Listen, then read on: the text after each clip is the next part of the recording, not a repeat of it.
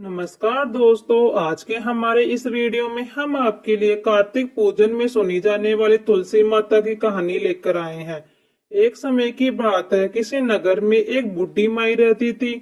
वह हर साल कार्तिक का स्नान व्रत आदि करती थी। सभी औरतें तुलसी को सींचती और चली जाती थी, परंतु वह बुढ़ी माई वहां आती, तुलसी को सींचती और कहती, तुलसी माता सत की दाता, मैं बिलड़ा सींचू तेरा, तू कर निस्तारा मेरा। तुलसी माता अड़वा दे, लड़वा दे, पीताम्बर की धोती दे, मीठा मीठा घास दे, बैकुंठ का वास दे, चिटके की चाल दे, पटके की मौत दे, चंदन की काट दे, झालर की झनकार दे, साई का राज दे, दाल भात का जीमण दे, ग्यारस की मौत दे और श्री कृष्ण का कांदा दे। बुढ़ी अम्मा रोज आती और तुलसी को सींचते हुए रोज यही बात तुलसी माता से कहती। उसकी यह बात सुनकर तुलसी माता सूखने लगी। एक दिन भगवान श्री हरि ने पूछा, हे तुलसी, इतनी औरतें तुम्हें रोज सींचती है, मीठा भोग लगाती है, गीत सुनाती है, फिर तुम क्यों सूख रही हो? तुलसी माता बोली, प्रभु, एक बूढ़ी माई है जो रोज मेरे पास आती है और रोज मुझसे यह सब बात कहती है। मैं सब बात पूरी कर सकती हूँ, पर श्री कृष्ण का कांधा मैं उसे कहाँ से दूं? तब भगवान श्री हरि विष्णु बोले, तुलसी, जब भी वह मरेगी तब कांधा देने मैं स्वयं जाऊंगा, तुम चिंता मत करो। जब उस बुढ़ी अम्मा का देहांत हुआ तब सारे गांव वाले इकट्ठे हुए और उन्हें शमशान ले जाने की तैयारी की जाने लगी। जब लोग उन्हें उठाने लगे तो वह इतनी भारी हो गई कि किसी से भी नहीं हिली। सब बोले कि इतनी पूजा पाठ करती थी फिर भी भारी कैसे हो गई। तभी वहां एक बूढ़े ब्राह्मण आए और पूछने लगे, क्या हुआ? तो सभी बोले, पापन थी इसलिए भारी हो गई है। तब वह ब्राह्मण बोले, अच्छा, मुझे इसके कान में एक बात कहने दो, शायद ये हल्की हो जाए। लोग बोले, ठीक है, आप भी कोशिश कर लो। तब वह बूढ़े ब्राह्मण बूढ़ी माई के पास गए और उसके कान में कहने लगे, बूढ़ी माई, मन की निकाल ले, अड़वा ले, पीताम्बर की धोती ले, मीठा मीठा ग्रास ले, बैकुंठ का वास ले, चटके की चाल ले, पटके की मौत ले, चंदन की काट ले, झालर की झनकार ले, दाल भात का जीमण ले, एकादशी की मौत ले और श्री कृष्ण का कांदा भी ले। इतना कहते ही वह बूढ़ी माई हल्की हो गई। स्वयं भगवान श्री हरि उसे अपने कंधे पर ले गए और बूढ़ी माई को मुक्ति मिल गई। गणेश जी की कहानी। एक समय की बात है, किसी गांव में एक अंधी बूढ़ी माई रहती थी। वह अपने बेटे और बहू के साथ रहती थी। वह बहुत गरीब थे। वह बूढ़ी माई प्रतिदिन गणेश जी की पूजा अर्चना किया करती थी। एक दिन गणेश जी उससे प्रसन्न होकर उसके सामने प्रकट हुए और बुढ़िया से बोले, बूढ़ी माई, तुम जो चाहो मुझसे मांग लो। बुढ़िया ने कहा, प्रभु, लेकिन मुझे तो मांगना ही नहीं आता, तो कैसे और क्या मांगू? तब गणेश जी बोले, ऐसा करो, अपने बेटे और बहू से पूछ लो, मैं कल फिर आऊंगा, तब तुम जो चाहे मुझसे मांग लेना। ऐसा कहकर गणेश जी अंतर्ध्यान हो गए। बूढ़ी माई अपने बेटे के पास गई और उसे सारी बात कह दी। बेटा बोला, माँ, अन्न धन और बड़ा मकान मांग लो। बेटे की बात बुढ़िया माई को कुछ ठीक नहीं लगी। वह अपनी बहू के पास गई और उसे सारी बात बता दी। बहू ने बोला, माँ जी, ऐसा करो, अपने लिए पोता मांग लो। बुढ़िया माई को बहू की बात भी कुछ जची नहीं।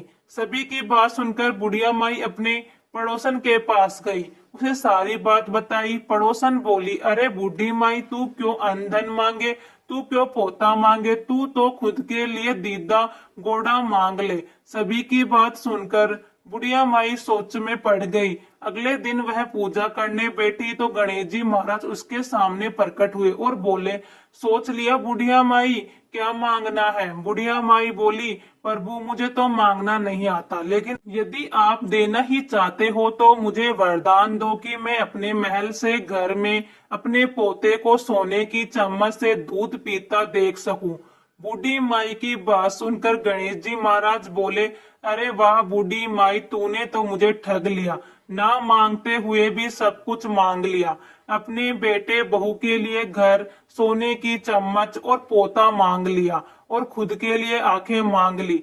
मैं तुझसे प्रसन्न हूँ, जा तुझे यह सब प्राप्त हो तथास्तु कहकर गणेश जी महाराज अंतर्ध्यान हो गए। देखते ही देखते बूढ़ी माई की झोपड़ी एक आलीशान महल में बदल गई और उसके अन्न धन सोने चांदी के भंडार भर गए। बूढ़ी माई की बहू गर्भवती हो गई। कुछ समय बाद उसने एक चांद से बेटे को जन्म दिया। हे गणेश जी महाराज, जैसी कृपा आपने बूढ़ी माई और उसके परिवार पर करी, वैसे ही इस कथा को कहते, सुनते और हुकारा भरते सब पर करना। जय गणेश जी महाराज। कठौती में गंगा की कहानी। किसी गांव में एक बूढ़ी माई अपने बेटे और बहू के साथ रहती थी। कार्तिक का महीना आया तो बूढ़ी माई कार्तिक स्नान के लिए गंगा जी जाने का विचार करने लगी। वह अपने बेटे और बहू से बोली, कार्तिक स्नान के लिए मैं गंगा जी जा रही हूँ। यह सुनते ही बहू बोली, माता जी मैं भी आपके साथ कार्तिक स्नान के लिए गंगा जी जाना चाहती हूँ। यह सुनते ही सास ने उसे साफ मना कर दिया और बोली, बहू मेरी तो उम्र हो गई है, तुम तो अभी बहुत छोटी हो, बाद में कभी चली जाना। गंगा स्नान के लिए मेरे पीछे से घर में कोई ना कोई तो होना चाहिए। तुम्हें यहीं घर पर रहना होगा, घर की देखभाल करनी होगी। बहू बोली, ठीक है माता जी, आप गंगा स्नान करोगी तो मैं समझ लूंगी कि मैंने भी कर लिया।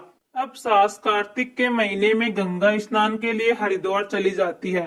सास के जाने के बाद बहू बहुत दुखी हुई और वह मन ही मन खुद को कोसने लगी। पता नहीं मैंने ऐसे कौन से बुरे कर्म करे हैं जिनके कारण मैं कार्तिक स्नान के लिए गंगा जी नहीं जा पाई। ऐसा सोचकर वह बहुत दुखी हुई। उधर सास मन ही मन बहुत खुश थी कि वह गंगा स्नान के लिए आई है और बहू नहीं आ पाई। उधर बहू ने मन ही मन सोचा, कोई बात नहीं, गंगा जी ना सही, मैं घर पर ही कार्तिक स्नान कर लूंगी। ऐसा विचार करके बहू कुमार के पास गई और उससे 3 कुंडे खरीद लाई और उन्हें अपने घर की छत पर रख दिया। अब वह रोज रात को एक कुंडे में पानी भरकर रख देती और अगले दिन सुबह सुबह उस पानी से स्नान कर लेती और कहती, सास नाए उंडेला मन चंगा तो कठौती में गंगा। बहू के ऐसा कहते ही गंगा जी की धार उसके कुंडे में आ जाती और बहू उस पानी से स्नान कर लेती। उधर दूसरी ओर गंगा स्नान करते वक्त बूढ़ी माई के मन में विचार आया कि वह अपनी अलमारी खुली छोड़ आई है, जिससे बहू उसकी अलमारी खोलकर उसके सारे गहने और रुपये पैसे निकाल लेगी। ऐसा विचार करते ही बूढ़ी माई गंगा स्नान करने लगी। जैसे ही उसने गंगा जी में डुबकी लगाई, उसकी नाक की नथ खुलकर गंगा जी में बह गई। यह देखकर वह और ज्यादा दुखी हो गई और सोचने लगी, मेरे सारे गहने मेरे पीछे से मेरी बहू ने ले लिए होंगे, मेरे पास बस यह नथ बची थी जो भी गंगा जी में बह गई। ऐसा सोचकर वह बहुत दुखी होती है। उधर दूसरी तरफ जब अगले दिन बहू कुंडे में भरे पानी में स्नान कर रही होती है तो उसके पानी में उसकी सास की नथ निकलती है, जिसे देखकर वह सोचती है, अरे यह नथ तो मेरी सास की है, यहाँ कैसे आई। सोचकर वह उस नथ को उठाकर संभाल कर रख देती है। अगले दिन जब सास फिर से गंगा स्नान करने लगती है तो उसे अपने गहनों की फिर से चिंता होती है और अपनी खोई हुई नथ याद आती है। जैसे ही वह गंगा जी में डुबकी लगाती है तो उसके हाथ की अंगूठी भी गंगा जी में बह जाती है। यह देखकर वह और दुखी होती है। अगले दिन फिर जब बहू कुंडे से भरे पानी से स्नान करती है तो उस पानी में सास की अंगूठी निकलती है। बहू उस अंगूठी को भी संभाल कर रख देती है। ऐसे ही देखते देखते कार्तिक का महीना पूरा समाप्त हो जाता है। कार्तिक समाप्त होने पर उसकी सास वापस अपने घर लौटकर आती है तो बहू ने सास को उसकी नथ और अंगूठी दी। यह देखकर सास पूछने लगी, बहू यह नथ और अंगूठी तुम्हारे पास कहाँ से आई। तब बहू ने सास को अपने कार्तिक स्नान की सारी बात बता दी। जब बहू सास को अपने स्नान करे हुए कुंडे दिखाने छत पर गई तो वहां जाकर उन्होंने देखा कि सभी मिट्टी के कुंडे सोने में बदले गए हैं। यह देखकर वह दोनों चौंक गई। सास बहू से कहने लगी, माता जी मैं तो मिट्टी के कुंडे खरीद के लाई थी, यह सोने के कैसे हो गए। तब सास बहू से बोली, बहू तुम पर कार्तिक महाराज की कृपा बरसी है। मैं गंगा जी का स्नान करने गई थी लेकिन मैंने सच्चे मन से नहीं किया। मुझे वहां भी अपने गहनों की चिंता थी, इसलिए मेरी नथ और अंगूठी गंगा जी में बह गई। वही तुमने घर में ही बैठकर सच्चे मन से गंगा स्नान किया, इसलिए तुम्हारे कुंडों में गंगा जी का पवित्र जल आ गया और कार्तिक महाराज ने तुम्हें तुम्हारे सच्चे मन से किए गए स्नान का फल दिया है। हे कार्तिक महाराज, जैसी कृपा आपने बहू पर करी है, वैसे इस कथा को कहते, सुनते और हुकार भरते सब पर करना। जय कार्तिक महाराज।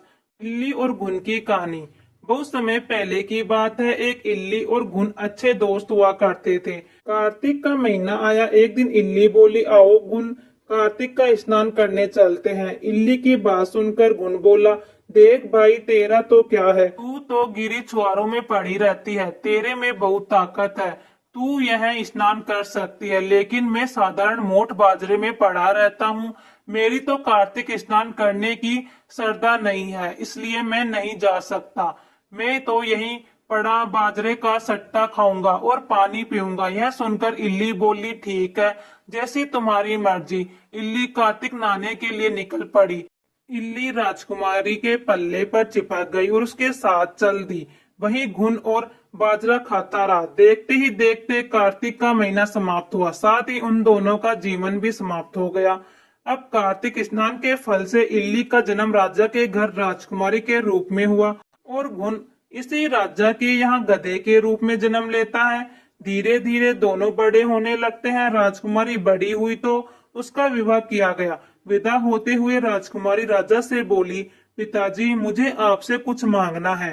राजा बोला, बेटा, जो चाहे मांग लो, सब कुछ तुम्हारा ही है। तब राजकुमारी बोली, पिताजी, मुझे यह गधा चाहिए। राजकुमारी की बात सुनकर राजा चौंक गया और बोला, बेटी, यह भी कोई मांगने की चीज है? राजकुमारी बोली, नहीं पिताजी, मैं तो इस गधे को अपने साथ लेकर ही जाऊंगी।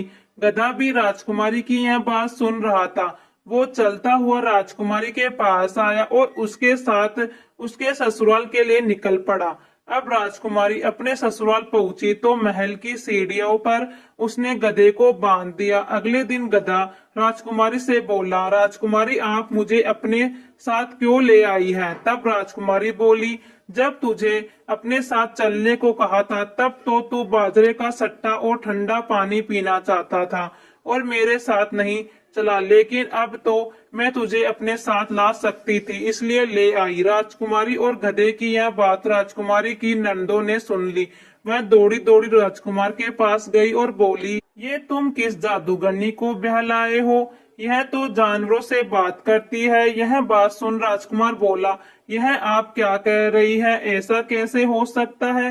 राजकुमार की बहनें बोली, हमने अपनी आंखों से देखा है। राजकुमार बोला, लेकिन जब तक यह मैं अपनी आंखों से ना देख लूं, तब तक इस बात पर विश्वास नहीं करता। अगले दिन राजकुमार सीढ़ियों के पास छिपकर बैठ गया। वह देखता है कि उसकी पत्नी गधे के पास गई तो गधा उससे पानी मांगने लगा। तब राजकुमारी ने उसे फिर से वही जवाब दिया। अपनी पत्नी को गधे से बात करता हुआ देखकर राजकुमार ने तलवार निकाल ली और उसके सामने आकर खड़ा हो गया और बोला, तुम जानवरों से कैसे बात करती हो? बताओ, तुम कौन हो? राजकुमारी ने राजकुमार को बहुत समझाया कि औरत का भेद कभी नहीं खुलवाना चाहिए, लेकिन राजकुमार बोला, मुझे सब कुछ जानना है। अभी मुझे सारी बात बताओ कि तुम कौन हो। राजकुमारी ने अपने पूर्व जन्म की सारी बात राजकुमार को कह सुनाई और कहा, यह कार्तिक स्नान का फल है कि मैं इस जन्म में राजकुमारी बनी हूँ और कार्तिक स्नान करने के कारण इस गुण को गधे का जन्म प्राप्त हुआ है। राजकुमारी की यह बात सुनकर राजकुमार बोला, क्या सचमुच कार्तिक स्नान करने का इतना पुण्य मिलता है? राजकुमारी बोली, हाँ, आप खुद देख सकते हैं। यह कार्तिक स्नान का ही फल है कि मुझे राजकुमारी का जन्म प्राप्त हुआ। राजकुमार बोला, यदि कार्तिक स्नान करने का इतना फल है तो हम दोनों मिलकर जोड़े से कार्तिक स्नान करेंगे, ताकि इस जीवन के साथ साथ हमारा आने वाला अगला जीवन भी हम सुख पूर्वक व्यतीत कर सके। कार्तिक मास आने पर दोनों ने जोड़े से कार्तिक स्नान किया। जय कार्तिक महाराज। जाट और भाट की कहानी। किसी गांव में एक जाट और भाट रहते थे। दोनों अच्छे मित्र थे। एक बार जाट अपनी बहन के घर जाने को तैयार हुआ तो भाट अपने ससुराल जाने को तैयारी करने लगा। दोनों साथ चल पड़े। रास्ते में रुककर एक कुएं की मुंडेर पर बैठ गए। जाट ने भाट से कहा, नगर बसीरा कर लेते हैं। इस पर भाट बोला, तू कर ले नगर बसेरा, मैं तो अपनी ससुराल जा रहा हूँ, वहां खूब खातिरदारी होगी। जाट वहीं कुएं के पास बैठा पानी की घंटी और चावल के दाने लेकर नगर बसेरा करता है। नगर बसेरा जो करे सोमल दोवे पाव, ताता मांडा तापसी देगी मेरी माँ, माँ देगी मावसी देगा द्वारका का वास, मीठा मीठा घास वृंदावन का पास, पांच कूठी छठी राम मेरो जीवड़ो श्री कृष्ण के पास डालू, पानी हो जाए घी झट से निकल जाए मेरा जी। इस तरह नगर बसेरा करके जाट अपनी बहन के घर की ओर चल पड़ता है। जाट की बहन ने भाई के आने पर उसकी खूब खातिर की। घी बूरे के साथ भाई को जिमाया, दोनों ने बैठकर ढेर सारी बातें करी। इधर भाट अपने ससुराल पहुंचा तो वहां आग लगी हुई थी। आग बुझाने में उसके हाथ और मुंह भी काले हो गए और खुद भी थोड़ा झुलस गया। ना रोटी मिली ना पानी के लिए ही किसी ने पूछा। एक पड़ोसन आई तो उसने भाट की सास को कहा, जवाई आया है, जरा उसकी आओ भगत कर लो। सास बोली, सब कुछ तो जल गया, अब कहां से आवत भगत करूं। तब पड़ोसन ने भाट को एक रोटी के साथ छाछ दी। भाट ने वही खाकर गुजारा किया। शाम को वह दोनों अपने अपने घर की ओर वापस चल पड़े। रास्ते में मिले, एक दूसरे का हाल पूछा। भाट बोला, मेरे ससुराल में तो आग लगी हुई थी, आग बुझाने में खुद काला हो गया हूँ, ना रोटी मिली ना पानी मिला। जाट बोला, मेरी तो बहन ने खूब खातिर करी, फिर बोला, मैंने कहा था ना नगर बसेरा कर लेते हैं, चल अब आजा नगर बसेरा कर ले। लेकिन भाट ने फिर मना कर दिया। भाट के जाने के बाद जाट ने फिर से पानी का लोटा और चावल लेकर बैठा और नगर बसेरा करने लगा।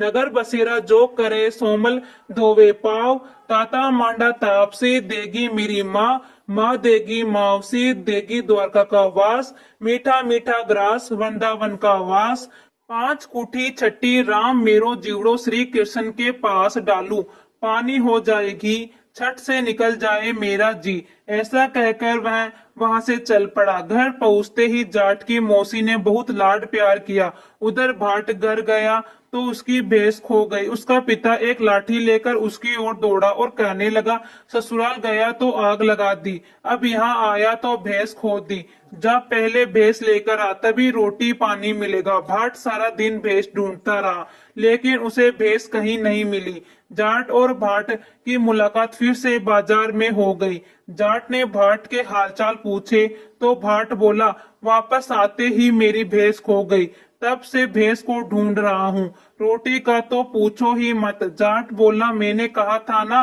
नगर बसेरा कर लेते हैं, लेकिन तूने मेरी नहीं मानी। जाट की बात सुनकर भाट बोला कि तेरे नगर बसेरे में इतनी ताकत है तो चल अब कर ही लेते हैं। दोनों ने बैठकर नगर बसेरा किया। नगर बसेरा जो करे सोमल धोवे पाव, ताता मांडा तापसी देगी मेरी माँ, माँ देगी मावसी देगी द्वारका का वास, मीठा मीठा घास वृंदावन का वास, पांच कुल्ठी छठी रास मेरा जीवड़ा श्री कृष्ण के पास डालू, पानी हो जाएगी झट से निकल जाए मेरा जी। दोनों के नगर बसेरा करने पर भाट जैसे ही आगे बढ़ा तो उसकी खोई हुई भैंस मिल गई, जिसे लेकर वह घर पहुंचा। घर पहुंचते ही माँ ने कहा, बेटे को आते ही घर से निकाल दिया, सारे दिन से भूखा प्यासा भटक रहा है। ऐसा कहकर माँ उसे घर के अंदर ले गई, खूब खिलाया पिलाया। उसके बाद से सारे नगर में ढिंडोरा पीट दिया गया कि कार्तिक में सब कोई अपने पीहर या ससुराल आते जाते समय नगर बसेरा करे। हे कार्तिक महाराज, जैसा भाट को नगर बसेरा करने का फल मिला, वैसे ही कथा को कहते सुनते रुकार बढ़ते सबको फल प्राप्त हो। जय कार्तिक महाराज।